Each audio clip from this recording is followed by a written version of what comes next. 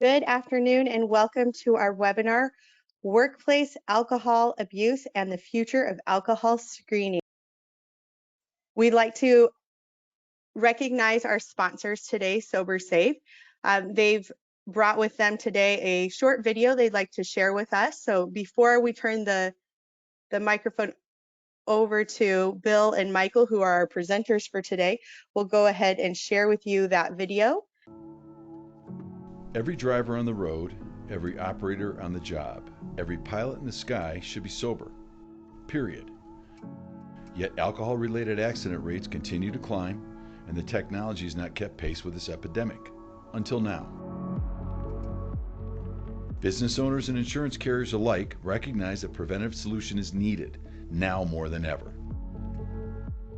SoberSafe is a disruptive new force in the market, a touch-based alcohol detector proudly built in the USA.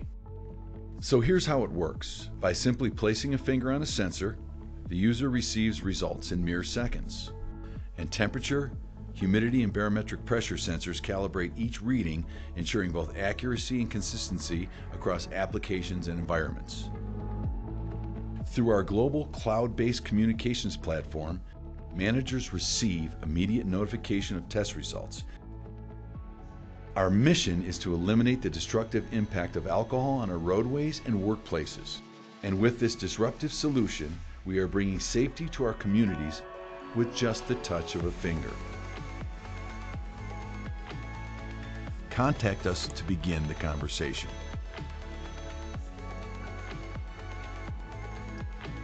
Thank you for that short video, SoberSafe. With us from SoberSafe, we have with us today Michael Watson. Michael Watson comes to us with 5 years of sales and marketing experience, and it has been published as an industry expert in the Wall Street Journal, Newsweek, and others. Michael is a professor of management at the Oakland University School of Business and a trustee for the Detroit Public Television. Also with us from Current Consulting Group is Bill Current, who is the author of Why Drug Testing Updated and Expanded for 2020, along with other substance abuse related books. He founded the Current Consulting Group in 1998, and it has become the #1 recognized brand name in compliance, business development, and operations consulting in the drug testing industry. So we'd like to go ahead and turn the virtual microphones over to Bill and Michael for our presentation. Thank you, Jessica. And before we launch into the presentation, one, I just want to thank SoberSafe for sponsoring today's webinar presentation. And also, Michael, just to give you a few minutes to talk a little bit about SoberSafe. The video was great, loved it, but maybe there's a little bit you want to tell us about the company. Sure, Bill. Thank you for having us. We really appreciate it. Excuse me, SoberSafe, we've been on a journey for about 4 years now developing this product. It's been a journey that's had some twists and turns, as is the case in many startup organizations.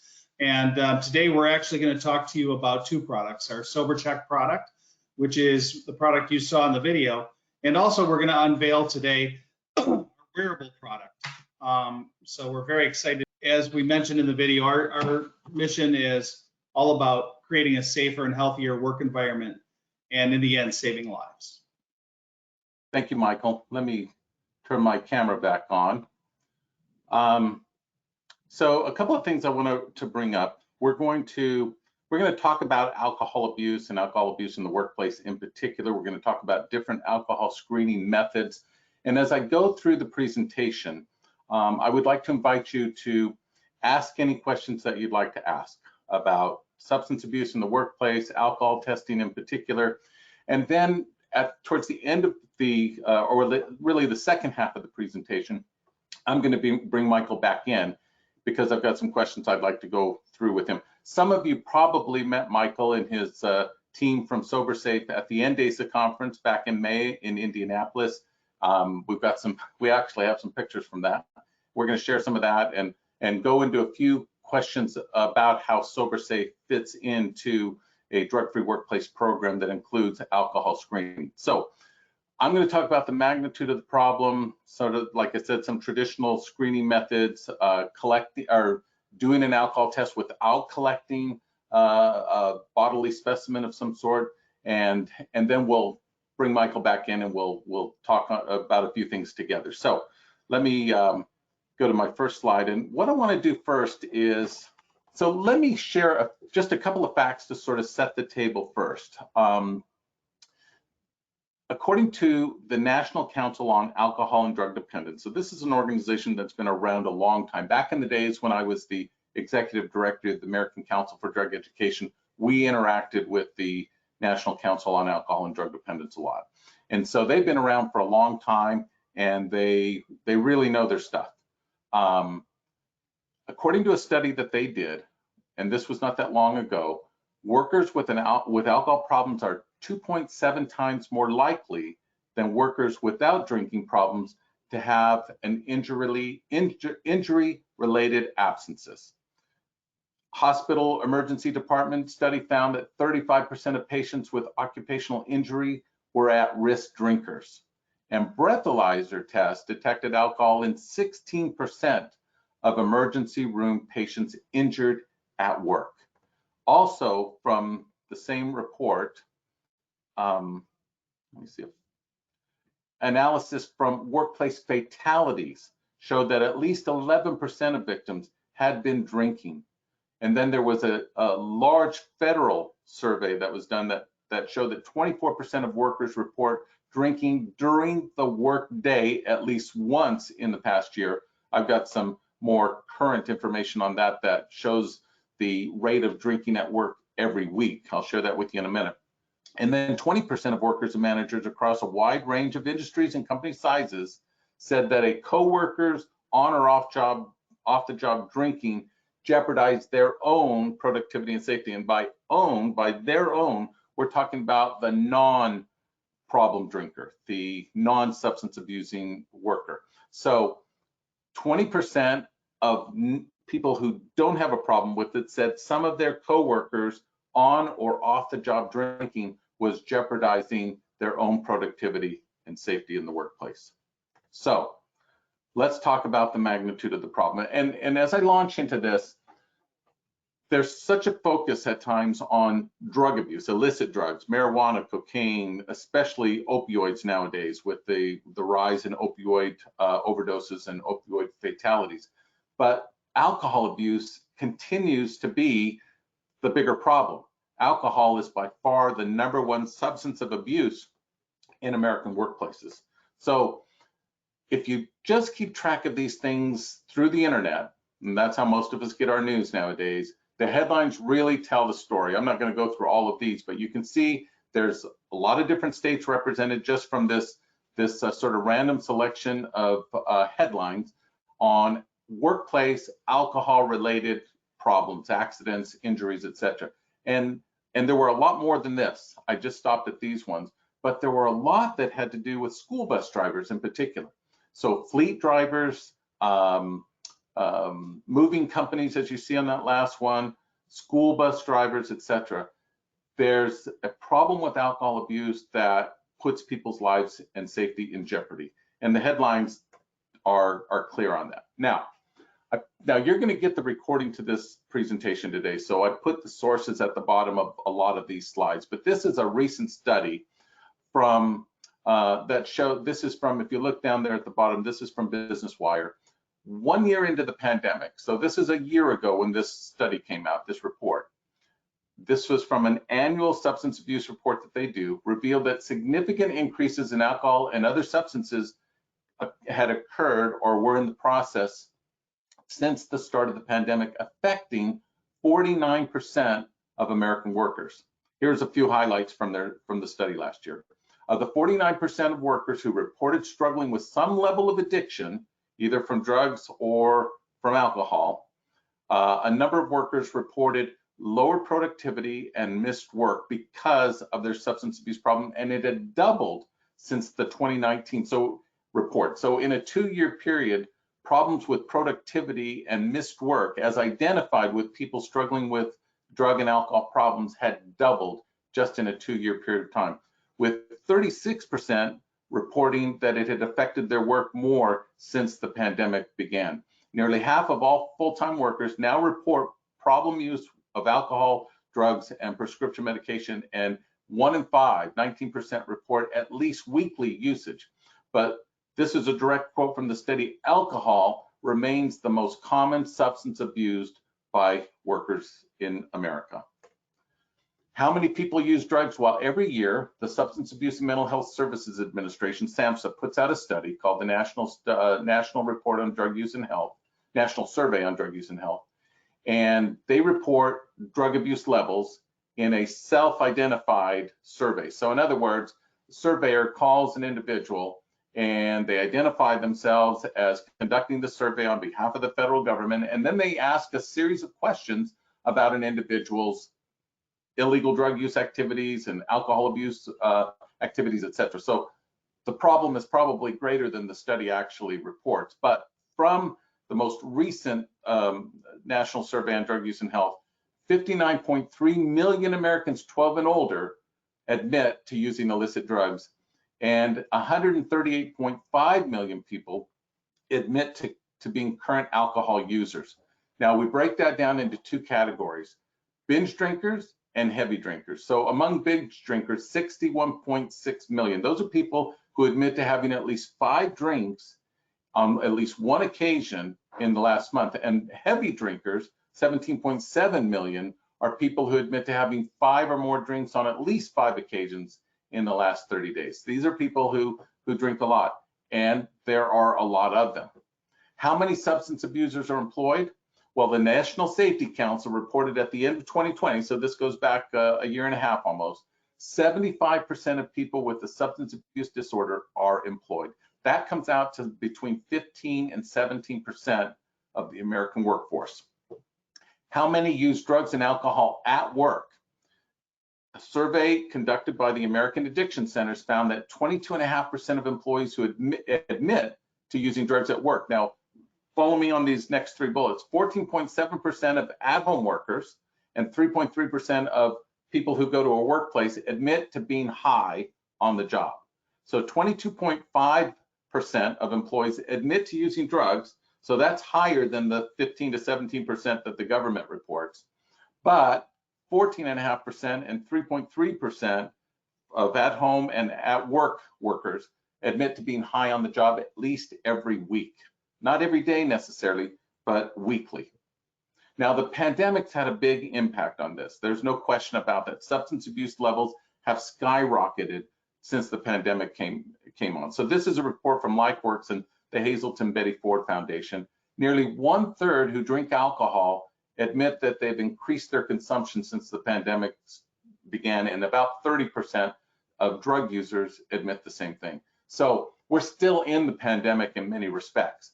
And if you go back to that previous slide about at-home workers, many companies that went remote during the height of the pandemic in the early months of 2020 have remained that way. About 32% of companies say they're going to continue to have their workers work from home or from remote locations. So that's a problem when you consider the fact that drug abuse is up as a result and alcohol abuse is up as a result of the pandemic, and a lot of people are working from home and they're basically unsupervised. And many of those people admit that they've been high at work working from home.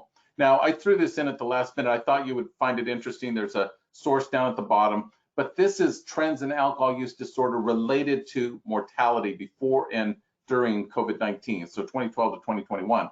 But just if you follow the vertical bars, you can see that the mortality rate associated with alcohol abuse has increased dramatically since the start of the pandemic. You see those blue bars on the right for 2020 and 21 going up significantly compared to prior to that, but certainly back to 2012. So alcohol use is up, and the mortality rate associated with alcohol abuse is up significantly. So if you're an employer and you're concerned with substance abuse in the workplace, you know what the signs of substance abuse are. You know what the signs of alcohol abuse are. They're all on the screen here. I'm not going to go bullet by bullet with you.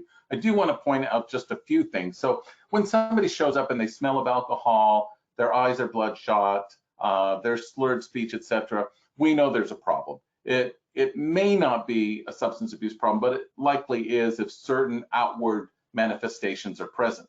But if you look on the left column, you see unintentional injuries to oneself or others. So it's not as if an individual goes to work intending to cause an accident, but when they go to work under the influence of alcohol, or they're at work and they consume alcohol and they become under the influence, then they can cause an accident. Accident rates are significantly higher with alcohol and drug abusing workers than those who don't abuse drugs. Now let's just use the government percentage of 15 to 17%. Let's say it's 15%.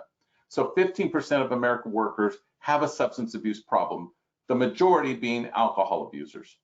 That means that 85% didn't identify themselves as substance abusers. So as an employer, I'm concerned about the effect of that 15% on my 85% who come to work every day not under the influence of alcohol, ready to work, trying to be productive, hoping to keep their jobs, right? And they're affected by the substance abuse of these other individuals. Unintended accidents caused by substance abusers is a significant problem in the workplace. Any discussion about alcohol abuse in the workplace will automatically take us to the Americans with Disabilities Act. Now, we could do an entire webinar presentation on the ADA. We could also do it on an entire presentation or two, actually, on the Equal Employment Opportunity Commission directives and policies and rulings when it comes to substance abuse and defining the ADA in workplace situations. We're not going to spend that much time on it today, but I do want to bring up a few key points when it comes to the ADA and alcohol abuse and alcohol screening, because there's no way to disconnect those points. So first of all, let's just review what a person with a disability is or is defined as under the ADA, because this is critical. It starts with the definition of what a person with a disability is. So, and I'm not going to try to paraphrase this. Let me just read those first two bullets. A physical or mental impairment that substantially limits one or more major life activities. Now go down to the bottom, you see the asterisk there.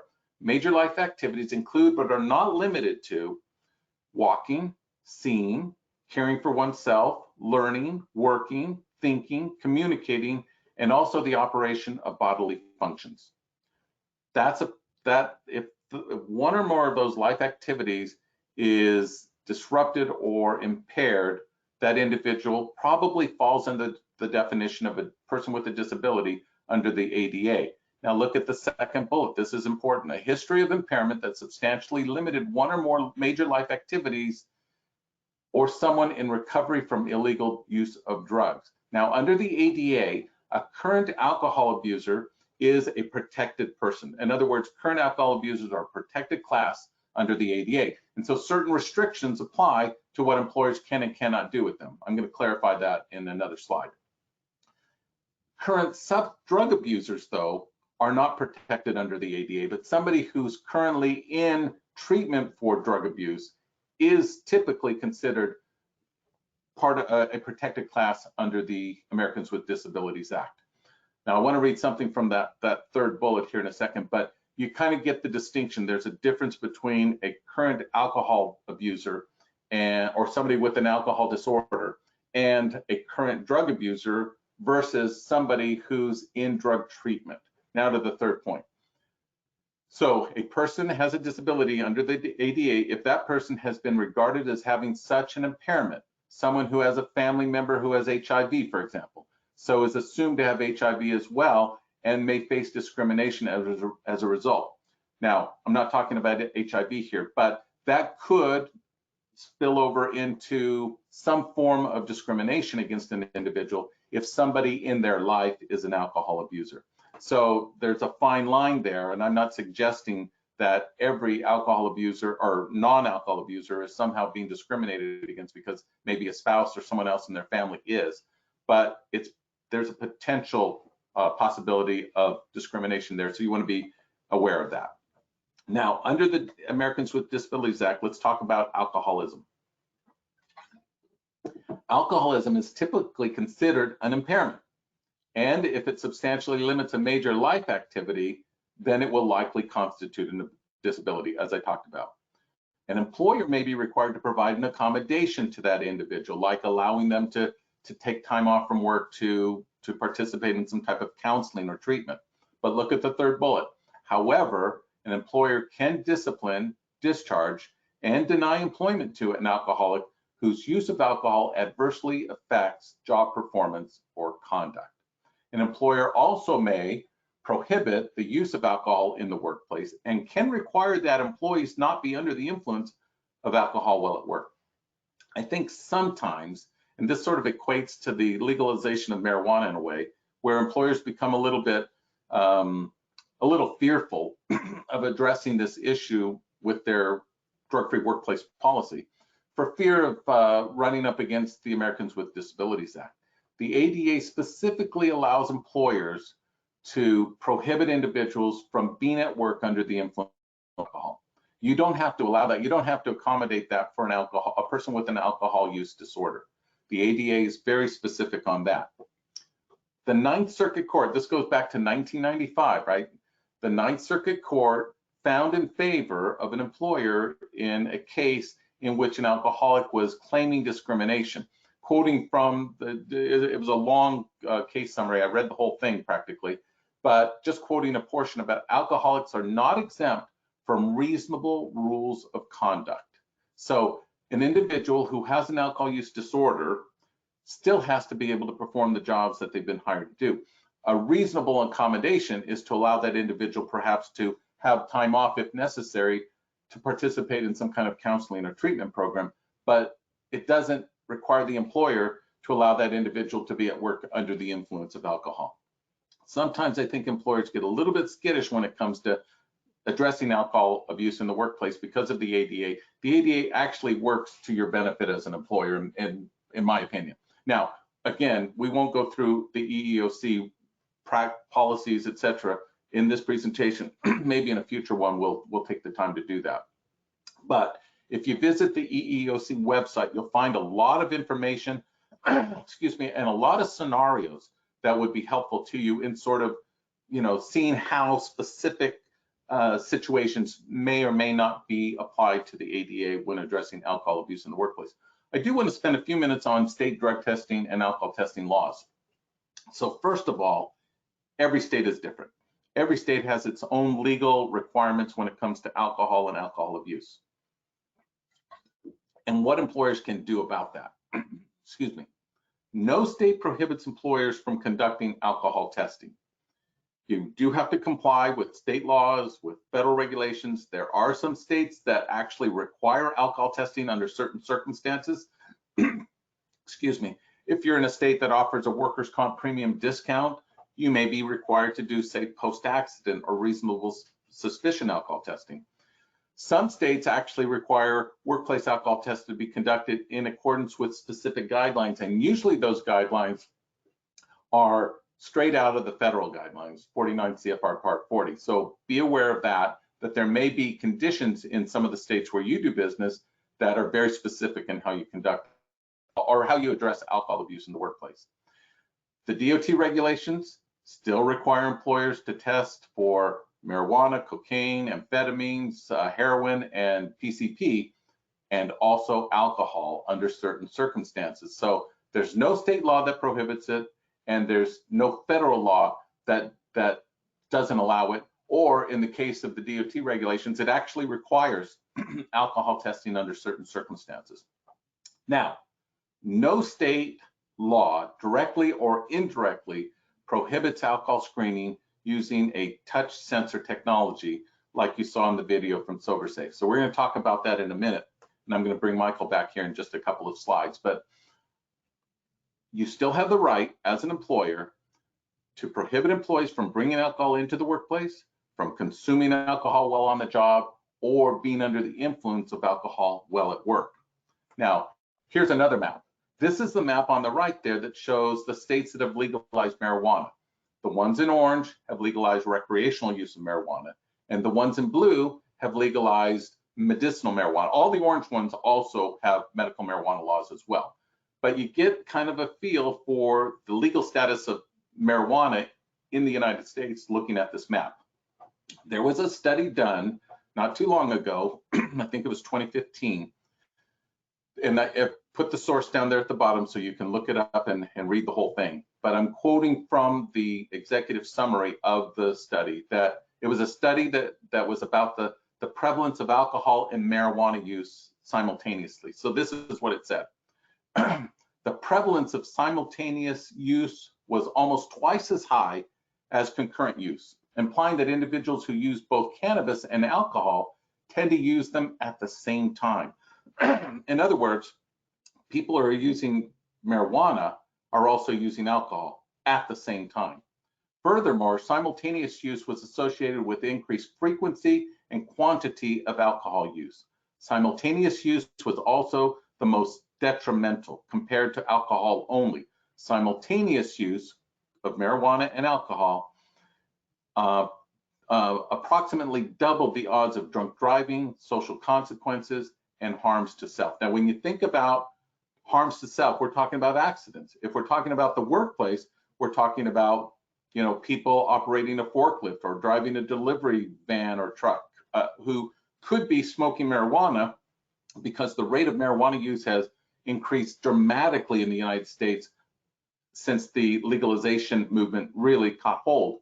And a study from Quest Diagnostics found that the positivity rate for marijuana in marijuana drug tests had gone up dramatically over the last several years in the states in orange, the ones that have legalized recreational use. So you have marijuana use going up significantly throughout the country, but especially in states that have legalized marijuana.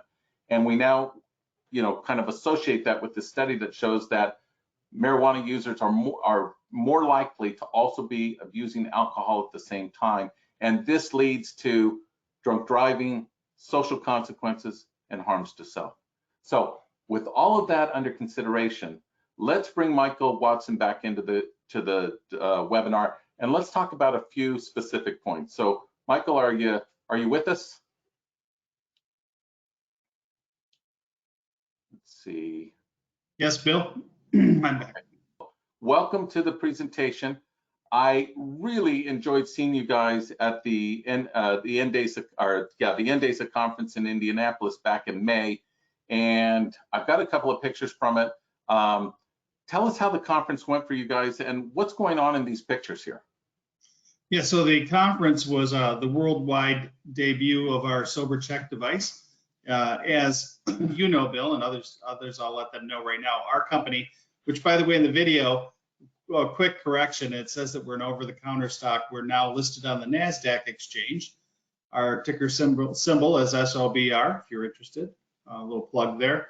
But at the NDASA show, we went to Revenue in January. That was the first public debut of the product. And you'll see at the tables here, our team from SoberSafe on the left side. On the right side are attendees from the conference that are in line. We sponsored the cocktail party at the conference. And in order to get a drink ticket, you had to come up and put your hand on the SoberSafe device. And we had amazing response. You know, the interesting thing about the product, Bill, is it's so new. It's not like anything that's been out there in the drug and alcohol space. I often say that it's not like, you know, when Tesla introduced their new vehicle, there had already been 50,000 cars. You didn't have to, you know much about it. You knew it was another car. You know how to drive it. You know, there wasn't a lot of education that had to go on, but nothing like this has been out in the drug and alcohol testing space. So people are mesmerized at first. I'd say their heads are spinning a little bit. They test on the device, they get their drink ticket, they go get a drink, and they come right back to watch other people test to see how it works. They were very, very much in amazement. And then they wanted to quickly get to a point where they tested positive for alcohol because they wanted to see it work. And of course, we didn't fail them there. We kept giving them enough drink tickets to get to that point. But typically, it took 1 to 2 drinks for people to test positive. But it was a very enlightening experience for folks, and we had just very heartfelt welcome to that group. So. Yeah, I noticed on the left there was actually quite a line of people waiting to take the test, presumably to get their drink tickets. But yeah, that was the opening line there. Yeah, it seemed like that night your table there was just constantly occupied. Yeah, constant flow of people. But the nice thing is we had enough devices there where people didn't have to wait. And you know that when we install these in the workplace, we have an algorithm that we follow to know how many devices to put at each entry point so that we don't cause any slowdowns entering the workplace. Okay, well, that actually leads to my next question, which is, I heard you talk at the NDASA conference, and obviously we've talked other times as well. And I hear you using this term culture of prevention. What are you talking about when you say culture of prevention, and how does SoberSafe actually, factor into that? Sure. And it's interesting. I think it kind of goes along with some of your comments from the last few slides, in particular, about protected classes, et cetera. We actually, our device is so quick at doing a scan that we can scan everybody every time they enter the building. So it takes away any fears or words of people feeling like they're discriminated against. There's no discrimination. Everybody tests all the time, and it's instantaneous. And what the result of that is, in the first couple of days when we're at a new company, what's interesting is we find out from the employees, everybody at the company knows who's drinking at the company. They all know, but never, ever, ever do they tell the management who those people are. So after we register people into the system, they're very relieved. They're relieved that everybody's going to be tested every day. I think a lot of people live in a fear in the workplace that they could get injured by somebody who's drinking. And certainly there would be retaliation if they were reported. So after our device is installed for a few days, the first couple of days, we'll deal with, your typical administrative things. One of the questions we always get is, does hand sanitizer set off the device? And of course it does, because it's ethanol. It's an ethanol sensor. Not all hand sanitizer, though. We provide hand sanitizer that does not have alcohol. And really, that's part of our training too.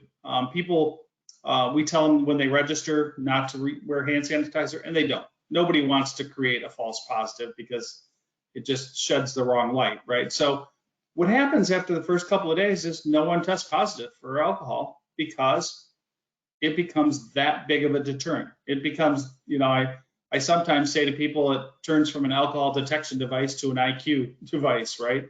I mean, if you know you're going to be detected, you wouldn't come in under the influence. So that right there, that whole deterrence factor is really the catalyst for prevention in the work, for creating that culture of prevention. And then everybody feels safer. That increases productivity, that reduces absenteeism, and it really improves the corporate culture and the corporate climate. And as you stated, I mean, there are many surveys out there that show a high percentage. We could just agree, the numbers vary from 20 to 50%, but a high percentage of workplace accidents are a result of alcohol. And a lot of fatalities in this country are the result of alcohol-related accidents as well. So if you can save the company money by having less injuries and save lives, makes a lot of sense. So, and let me tell our audience that when Michael and SoberSafe agreed to sponsor today's webinar, they didn't want it to come across as a commercial. So, I've actually inserted some slides that I think will help, sort of illustrate what we're talking about. But before we move on with the questions that we talked about asking, you said something just now, I'm trying to imagine in my mind. So if you have a SoberCheck device at the entryway to the workplace, and you've got a group of people, shift of people showing up for the 8 o'clock shift. I mean, how long does it take to get them through that? I mean, because if you were collecting you were doing a breath test, for example, there would be some time involved in screening everybody before they got to work. Well, how's that work with SoberCheck? Well, actually, I can just demonstrate that for you live right here. So this is a SoberCheck device. It was plugged in over my shoulder. I turned my camera off so I didn't have to spin around on camera. But this is the device. The way it works is it has two sensors. The one on the left side is scanning your index finger. The first time you use it, you touch it 3 times to record your biometrics. Think it's not your fingerprint, but think of it like your fingerprint. And that gets recorded into the portal so that anytime you log in or check into the workplace on a SoberCheck device, you'll be identified as you. So you can't take a test for somebody else, right? That's a fail-safe built into the system. The middle, your middle finger goes over that little circle and it creates a chamber. And that chamber fills up with vapors that are coming out of your finger. When we drink, we exhale, if you think of it that way, alcohol everywhere in our body, including the tips of our finger. So when I put my hand on the device, it will start to flash yellow lights, and it'll flash 10 yellow lights. And basically it's sampling that chamber many times. And when it comes back right there, that's how fast it is. I came back green, which says that I'm alcohol free. And the, if I were entering the workplace, I'd be able to go into the workplace. If I tested positive for alcohol, that light would turn red. And my supervisor, the HR department, would immediately get a text message and an email letting them know that I arrived at the workplace under the influence. And then typically companies will go through a protocol for anybody, just like they would if somebody had reasonable suspicion, right? At that point in time, you'd be interviewed. We usually have another one of these devices for the HR group as well, so that the person could go privately into HR and have a meeting. They could test again, make sure it's not a false positive. And then usually the company will then go through a process where they do a secondary test, either a spit test or a breathalyzer test. And then if they test positive again, send them for a full blood alcohol screening and drug screening at a clinic. When I say send them, have somebody take them, obviously. And to your point earlier, that's where people are going to be detected for other drugs, because the statistic that you just reviewed with everyone on marijuana and alcohol use as a combo, that really, there are similar numbers for opioid users and meth users as well. So the device doesn't detect those drugs, it only detects alcohol, but the process screens people out and eventually detects those people as well. And I should mention at this point, in case people are wondering, the red light, green light can be turned off, so that if people were lined up to come into the building, nobody's seeing anybody's results, if you will. It would just, everybody would be green, but in the background, if you tested positive, your supervisor and the HR department would still get the email and text message. And that literally goes out within seconds. So between testing and notifications, about 10 seconds. Okay, so if you've got a whole shift of people showing up, it's not a problem to have them all do this. We calculate, we work with the employer to say, okay, how many people will come to that choke point, if you will, or that entry point at the same time. Yeah. And with the same time being like within a 10-minute period. And usually we'll put one device for every 20 people, or sometimes it might be one device for every 15 people. So that's kind of the range. So if a workplace has multiple entry points, you're not telling everybody to come to one entry point. You can just place a device at each entry point. No, actually, one of the great things about the system, if a company has 50 of these, let's say, 20, whatever, depending on the size of the company, or 5, it doesn't matter. They're all daisy chained together.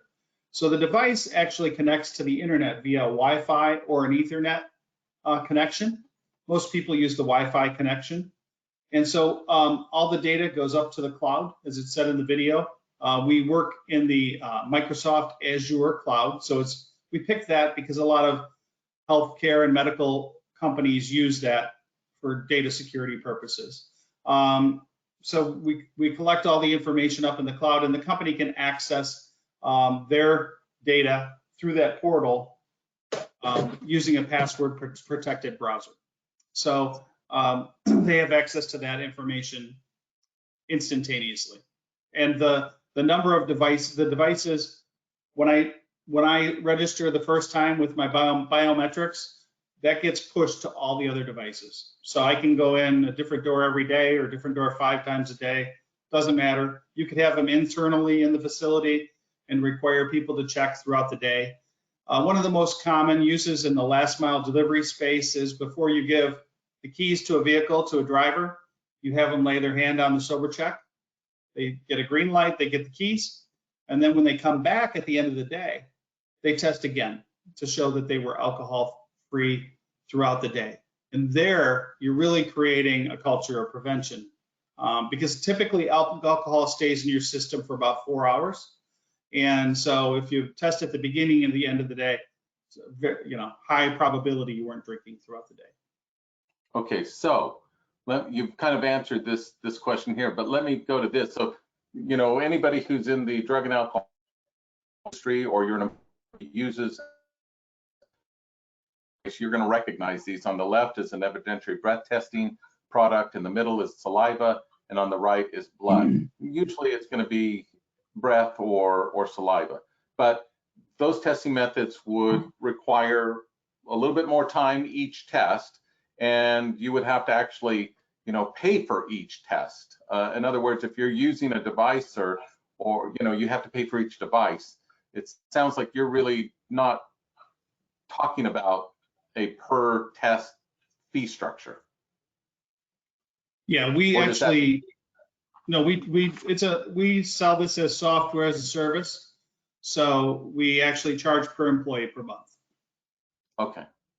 And that's unlimited tests for the employees. So if the company wants to scan everybody in the morning when they come in, that, the policy becomes up to the company. We just report presence of alcohol or not.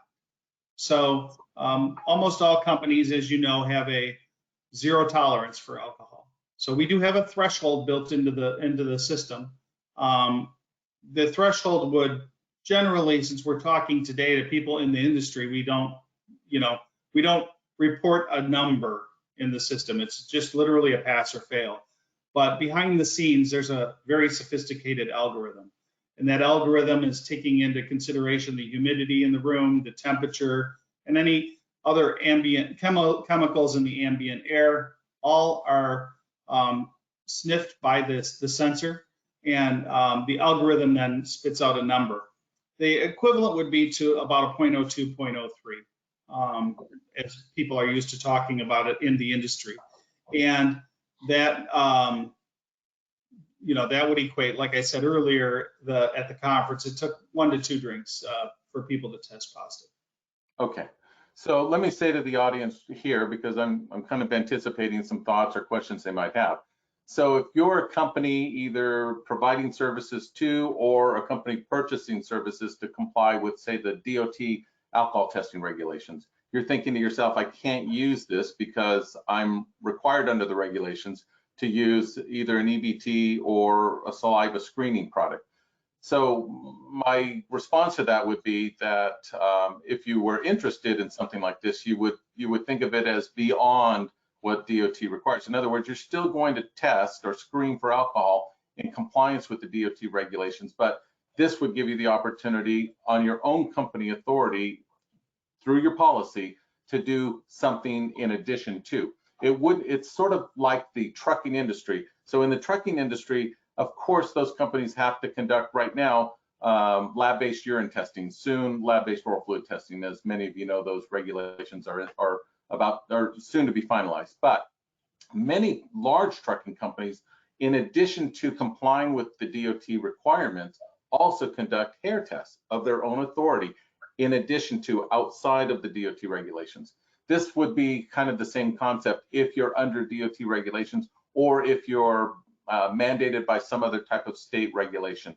In Illinois, for example, where public works contractors have to conduct drug and alcohol testing, and the requirement mirrors the DOT regulations. Not that they're DOT covered in all cases, but those are the regulations that the state adopted. So you could actually envision using a screening product like this. Like Michael says, say a driver shows up in the morning, before they get the keys to the truck, they have to do this test and show that they're negative, and then at the end of the day, they might do the same thing. But it really puts you in a position, Michael, where you can screen for alcohol more frequently and avoid some of the consequences. One of the things I've heard you talk about is negligent retention. And I know we've got a slide on that, but what's that all about?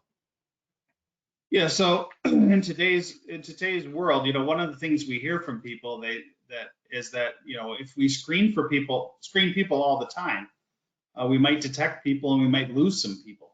And that in this job environment, it's harder and harder to find people, so people are concerned about that. And that's really counter to most organizations that are really trying to create a different kind of culture, but it's certainly a valid concern that people have. And a couple of things about that.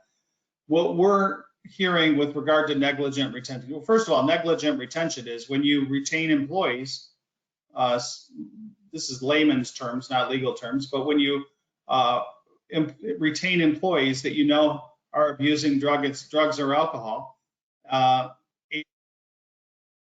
you're not doing anything about it. So if you know that every day you can smell marijuana behind the building, everybody's smoking at lunch, or you're finding bottles on the roof of the building, from drinking on the job, and you're not doing anything about it, the legal system isn't looking upon that very favorably. In fact, there are companies that are being impacted with, what are called nuclear verdicts, where the juries are giving million and even in some cases $1 billion verdict for against companies that have allowed different activities to go on and haven't done anything about it, thus negligent retention. So really, like I said earlier, our device, since it can test everybody all the time, instantly and in a very sanitary manner, it really levels that playing field and it really protects employers from that perspective.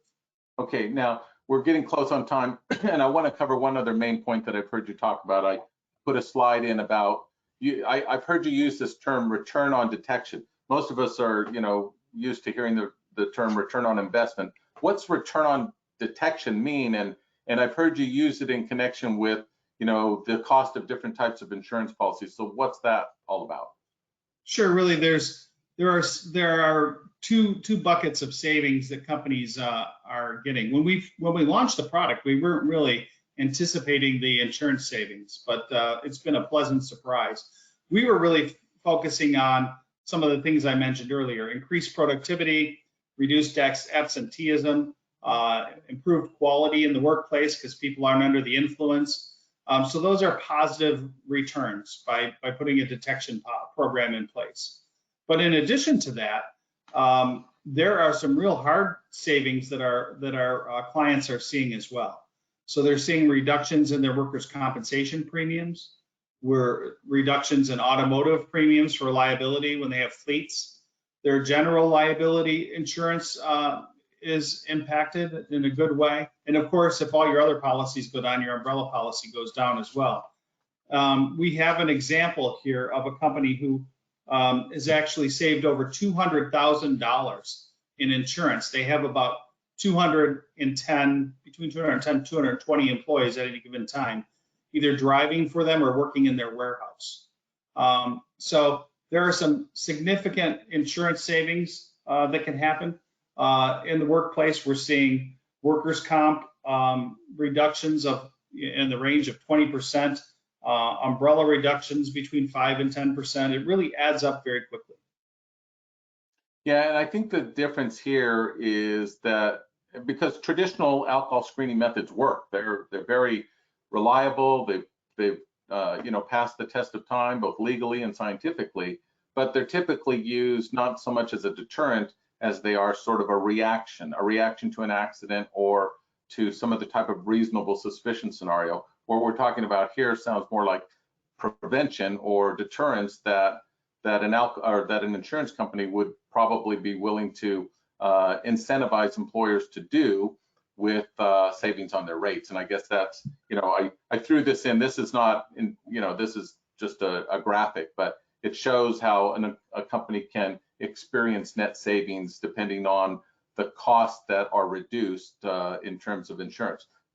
Insurance companies. That's the company that I was referring to. That's an actual client of ours that has saved I said over 200,000. It's actually over $250,000. And those are the 4 buckets of savings that that they experience the dollars in. So what we do we launch with people with the device, and then we'll work with their carrier to review the data. The data provides the evidence that you need to help negotiate with the carrier. What we're looking for in the future is for carriers to give a specific discount for our product. But right now, we work with clients to help them negotiate that with their agents, their reps, and even directly with the carriers. And we're in discussion with carriers about discounts. And one of the areas that we're anxious to move into is an area where we're going to implement this wearable device. This is a prototype. The actual device is going to be launching in August. It's a wearable. It has the same sensor. You put it on the back of your wrist, and it connects via Bluetooth to your phone and then back up to that same portal in the Microsoft Cloud. We're launching this device in the teenage driving market. And we're going to put this on the arms of teenage drivers. And this will allow their parents to know that when they're driving the family car, that they're alcohol free. It also monitors their location via GPS. And if they take it off, their parents get a text message letting them know that they took it off and where they were when they took it off. So, and of course, the parents will have an app on their phone where they can actually go to a map and see where their child is. And we're working to find an insurance partner in this market because we've done research with the parents of teenage drivers, and we found out unanimously they would all have their teenagers wear this if they could get a significant discount on their car insurance. Interesting. So when do you think that will be available? This will be available in August. We're actually launching it in several markets, but we're launching it first in the rehab space. We're working with a rehab company in the state of Washington. They're going to launch the product as part of their brand new alcohol rehabilitation program. They do virtual rehabilitation. So they're also a startup and a really breakthrough product that I think will be a game changer in the rehab space. But we'll also be introducing the product to other rehab companies as the next year rolls around. Okay. Well, we're almost out of time. I'm just going to put this slide on. I always try to provide some kind of prediction for the future, depending on the topic of the webinar. I'll put this one up there. Want to share a couple of questions now. We've got questions, and so I'll just throw out a couple of questions, Michael, that either you or I can answer. But I know we're running out of time. If there are any questions we don't get to today, or if you weren't able to submit a question or a question wasn't, submitted, then we'll respond afterwards. We'll either send you an email or if you'd like, we can call you and go through that. Among the things I'm predicting for the future, and yesterday I did a presentation on 5 things you should know about marijuana in the workplace. And one of the things I predicted was that we're going to see more marijuana use and fewer companies testing for marijuana. I'm not saying either of those things are good. I think that's where the trends are right now. And as we review from that one study, the use of marijuana going up, the connection between marijuana use and alcohol use being, indisputable. And so you're going to see more people testing positive for marijuana in the workplace and more people being under the influence of alcohol at the same time. So the negative consequences of that are pretty clear. So 2 predictions I'm going to make about the future is I think you're going to see a shift in the drug testing industry, the drug and alcohol testing industry, to more of a focus on fitness for duty. And we're already starting to see that happen, where companies are maybe not accusing somebody of being a drug addict or an alcoholic, but basically just saying, we're really just concerned about your fitness for duty today. And so, you take the SoberSafe check, SoberCheck screen, for example, and it's not diagnosing you as a person with an alcohol use disorder. It's just saying that under these circumstances, we don't want you driving one of our school buses today. I think you're going to see more of a shift from drug testing for detecting drugs and alcohol screening for detecting alcohol as sort of a punitive policy to more of an identification of fitness for duty and preventing rather than detecting and accusing. I've been in the drug testing industry for over 32 years now, and I was asked about SoberSafe at the NDASA conference, and the term that I was quoted is, I think it's a game changer. I think it's going to have a major impact on how companies address substance abuse in the workplace, particularly alcohol use. And Michael, we just have 1 minute left. Is there anything you want to add in conclusion? No, Bill, I just want to end on that too. Really what we are about is trying to help organizations create a healthier, safer work environment through prevention. And really, when I talk about the products that we're launching in the teenage driving space and in the rehab space, we really believe that we can help save lives, and that's really part of our mission. So we're anxious to talk to people about either product, and if somebody wants to contact me, there have been some inquiries already about this product for over-the-road truckers and for mid-range fleets, and we'd be happy to talk to people about those as well as other situations as well. Thank you, Michael. Thank you, everybody, for joining us. And Jessica, I think we're right at the top of the hour. Great. Thank you so much, Bill and Michael, for your time, your expertise, and for introducing us to the future of alcohol testing in the workplace. We'd like to thank those of you who attended today's presentation for your time and joining us. As was mentioned at the beginning of the presentation, this webinar was recorded, and you will receive information on how to access that recording. Additionally, this presentation qualified for continuing education credits for those who attended the entire live presentation. If you fall under that category of having attended the live presentation, then we will send you that information via email. And with that, this concludes today's webinar presentation. Thank you and have a nice day. Thank you.